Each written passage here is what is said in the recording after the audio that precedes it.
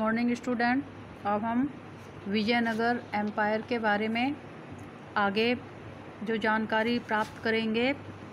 तो विजयनगर साम्राज्य में कुछ बहुत ही महत्वपूर्ण इंतजामात किए गए थे और जिनकी जानकारी हमें उस समय जो विदेशी यात्री आए थे उनके जो वृत्तांत हैं या उनके लिखे हुए जो बातें हैं उनसे हमें मिलती है।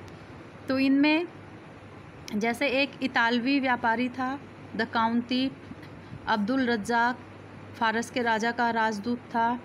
और इसके बाद एक रूसी व्यापारी था अफानासी निकितिन ये, और 15वीं शताब्दी में शहर की यात्रा की थी। और उसके बाद 16वीं शताब्दी में भी कुछ लोग आए, Duarte बरबोसा, Domingo Paes, Fernando Nunes. ये इन लोगों ने जो है जो विजयनगर साम्राज्य में शहर में या साम्राज्य में जो व्यवस्थाएं की गई थी और बहुत ही उच्च किस्म की व्यवस्थाएं की गई थी उनके बारे में लिखा है। तो इनमें सबसे जो पहली व्यवस्था थी वो थी वाटर रिसोर्स की, कि किस तरह से जो है पानी का इंतज़ाम किया जाता था। तो जो ये इलाका था ये शुष्क क्षेत्र था एक तरह से, जो है जहाँ पे पानी की कमी थी। तो उन्होंने पानी के महत्व को समझा और पानी के महत्व को समझने के बाद इन्होंने पानी का इस्तेमाल जो है नदियों से जो पानी आता था बहुत ही सही ढंग से किया। जो तुंगभद्रा नदी थी उस पर जो है बहुत सारे प्राकृतिक कुंड निर्मित थे और ये नदी जो है उत्तर पूर्व दिशा की ओर जो है बहती है। और आसपास का जो इलाका है वो ग्रेनाइट की पहाड़ियाँ हैं उसमें, और इन पहाड़ियों में जो है कई जलधाराएं निकलती हैं और वो जो है नदी में तुंगभद्रा नदी में आके मिल जाती हैं। तो जितनी भी ये जलधाराएं निकलती थी पहाड़ियों से सभी पर जो है लगभग जो है बांध बनाए गए थे और अलग अलग तरह के होज यानी कि तालाब पौंड बनाए गए थे और पानी को बहुत अच्छी तरह से जो है संचित किया गया था। इनमें जो सबसे महत्वपूर्ण जलाशय है उसको कहा गया है कमलपुर जलाशय, और इससे जो है आसपास के खेतों तक की जो है सिंचाई की गई थी। नहरों के माध्यम से जो है पानी जो है राजकीय केंद्रों तक ले जाया जाता था। एक जो है सबसे महत्वपूर्ण जो जल संरचना है वो है हीरिया नहर, और इसके द्वारा भी जो है पानी का इंतज़ाम किया जाता था। तो ये इंतज़ाम जो है संगम वंश के राजाओं ने बहुत ही उच्च कोटि का कराया था। अब जैसे पानी का उन्होंने बहुत अच्छा सदुपयोग किया था, ऐसे ही उन्होंने जो अपने क्षेत्र बनवाए थे, शहर बनवाए थे, उनमें जो किले बनवाए थे या शहर की किलेबंदी की थी, सड़कें बनवाई थी, वो भी बहुत जो है अद्भुत तरीके से बनाई गई है। जैसे जो एक दूत थे अब्दुल रज्जाक, उन्होंने जो है बताया है विजयनगर साम्राज्य के बारे में कि किस तरह की व्यवस्था जो है की गई थी। तो ये बताया गया है कि जो शहर थे उनकी किलेबंदी की गई थी, यानी कि उनको जो है दीवारों से घेरा गया था, और जो क्षेत्र था यानी कि केवल शहर का क्षेत्र ही नहीं घेरा गया था, जो कृषि के लिए क्षेत्र इस्तेमाल होता था और जो जंगल था उसको भी जो है घेर दिया गया था। और जो वो घेरने का कारण ये था, जो कृषि क्षेत्र घेरा गया था, ऐसा ज़्यादातर राजाओं के समय में मिलता नहीं था कि कृषि क्षेत्र को शहर के साथ में उसकी घेराबंदी की गई हो, किलेबंदी। लेकिन अक्सर क्या होता था कि जब या दूसरे राजाओं के आक्रमण होते थे तो वो क्या करते थे, कृषि क्षेत्र बाहर होने से रसद यानी कि खाना पानी रोक दिया करते थे और उससे जो है किले के दरवाजे खोलने पड़ते थे और राजाओं को बाहर आके युद्ध करना पड़ता था, तो समस्या खड़ी हो जाती थी। तो शायद विजयनगर एम्पायर जो था उसके शासकों ने अपने आप को सुरक्षित रखने के लिए ऐसा किया था कि कृषि क्षेत्रों की भी उन्होंने जो है किलेबंदी की थी। और उन्होंने जो बिल्डिंग्स बनवाई थी, उनके जो पत्थर के टुकड़े जो थे वो फनाकार होते थे और वो एक स्थान पर टिके रहते थे, उनको आपस में जो है जोड़ दिया जाता था। केवल जो दीवार के बाहर भाग में किसी भी तरह के गारे का या किसी सीमेंट जैसी चीज़ का इस्तेमाल नहीं किया जाता था। दीवार का अंदर का जो भाग है वो मिट्टी और मलबे के मिश्रण से जो है बनाया जाता था। और इसके बाद ये भी बताया जाता है कि उन्होंने बहुत बड़े बड़े अन्न रखने के लिए जो है अन्न भंडार भी बनवाए थे विजयनगर साम्राज्य के शासकों ने। दुर्ग का जो प्रवेश होता था, यानी कि प्रवेश द्वार जो रास्ता, मेन रास्ता होता था, गेट होता था, जैसा आप चित्र में देख रहे हैं, वो जो है उसमें मेहराब और मेहराब के साथ साथ एक जो है ऊपर गुम्बद जैसी भी बनी हुई होती थी।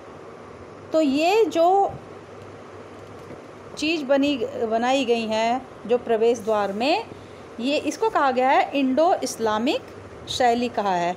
जो कला इतिहासकार हैं उन्होंने जो है इस स्थापत्य कला को इंडो इस्लामिक नाम दिया है। तो ये विभिन्न जो क्षेत्र थे, वहाँ की जो स्थानीय स्थापत्य कला थी, जो परंपराएं थी, उनको एक दूसरे के संपर्क में आने से जो है ऐसी कला जो है विजयनगर के साम्राज्य में भी देखने के लिए मिली। विजयनगर साम्राज्य में जो सड़कें थीं, सड़कों के दोनों तरफ जो है बाज़ार भी थे। जैसे प्रवेश द्वार थे वो मुख्य सड़क से जुड़ते थे और उनके दोनों ओर जो है बाज़ार भी होते थे, लोग जिनका इस्तेमाल करते थे।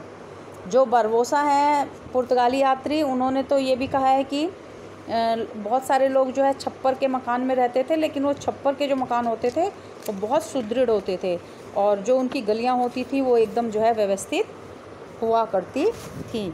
तो इस तरह से जो है बहुत ही महत्वपूर्ण इंतजाम जो है विजयनगर साम्राज्य में किए गए थे। ऐसे ही कुछ और भी स्थापत्य कला के हम कह सकते हैं, या और भी कुछ नमूने हैं स्थापत्य कला के जो बहुत ही बेजोड़ हैं और जिनके बारे में जो है जानकारी हासिल की गई है। तो विजयनगर साम्राज्य में एक महानवमी डिब्बा, ये जो है बहुत प्रसिद्ध है। महानवमी डिब्बा क्या है? अब महानवमी डिब्बा जो है, ये चित्र में हम देख सकते हैं महानवमी डिब्बा। तो ये क्या है कि ये शहर में सबसे ऊंचे स्थानों में स्थित महानवमी डिब्बा एक बहुत ही विशालकाय मंच जो है बनवाया गया था, जो लगभग 11,000 वर्ग फुट के आधार पर 40 फीट की ऊंचाई तक जो है जाता था। और इसके बारे में वैसे बहुत ज़्यादा स्पष्ट नहीं है कि इसको बनवाने का उद्देश्य क्या था, लेकिन ये कहा जाता है कि जैसे सितंबर अक्टूबर के महीने में जो हिंदू त्यौहार मनाए जाते थे, जैसे दशहरा है, जो नवरात्रि मनाई जाती थी, तो महानवमी मतलब जो 9वां दिवस जो होता है उस समय, और उसके बाद विजयदशमी मनाई जाती थी, तो उसके लिए जो है इसका उपयोग शायद किया जाता था। उस समय राजा क्या हैं कि बहुत सारे अनुष्ठान करते थे, मूर्ति की पूजा करते थे, घोड़ों की पूजा करते थे, भैंसों की पूजा करते थे, बलि देते थे भैंसों जैसे जानवरों की, और कुश्ती करवाते थे, घोड़े सजवाते थे, हाथी रथ सजवाते थे, शोभा यात्रा निकलवाते थे। तो वो अपने बल प्रदर्शन के लिए ये करवाते थे। और हो सकता है कि महानवमी डिब्बा जो है किसी राजा की विजय के उपलक्ष्य में बनवाया गया हो, क्योंकि इसके आसपास का इतना स्पेस नहीं है। जो इतिहासकार हैं वो कहते हैं कि बहुत सारे आदमी या बहुत सारे व्यक्ति जो है जानवरों को यहाँ पे जो है एक साथ इकट्ठा किया जा सके। तो महानवमी डिब्बा के बारे में बहुत जानकारी नहीं है। ऐसे ही जो है एक जो और स्थापत्य कला का नमूना है वो है लोटस कमल या कमल महल या लोटस महल। तो इसको ये नाम जो है अंग्रेज यात्रियों ने दिया। पहले विजयनगर साम्राज्य के राजाओं ने ये नाम नहीं रखा था, बाद में ये जो है नाम दिया गया। और इसमें जो है ये कहा गया है कि इसका जो प्रयोग है राजा का परिवार और राजा जो है करते होंगे। ऐसे बहुत सारे और भी जो मंदिर हैं, जैसे एक मंदिर पाया गया है और उसको जो है हजार राम मंदिर कहा गया है। तो शायद इनका भी उपयोग क्या है कि राजा और उनके परिवार के लोग ही किया करते थे और उनके द्वारा किया गया था। जैसे अस्तबल दिया हुआ है एक, जहाँ हाथियों को रखने का जगह थी, तो ये राजा के हाथियों को उसमें रखा जाता रहा होगा। तो हजार राम मंदिर जो है वो पूरी तरह सुरक्षित नहीं है। अब जो देव स्थल की मूर्तियां हैं वो नहीं है, लेकिन इसमें जो है दीवारों पे जो रामायण से संबंधित चित्र उत्कीर्ण किए गए हैं, उकेरे गए हैं, वो अभी भी जो है देखने के लिए मिल सकते हैं। तो राजाओं के तो जो है बहुत सारे ऐसे महल नुमा संरचनाएं बनाई गई थी जिनका उपयोग जो है भवन के लिए या राजा अपने लिए करते थे, और वो उनके अवशेष जो है आज भी साक्ष्य देखने के लिए मिलते हैं।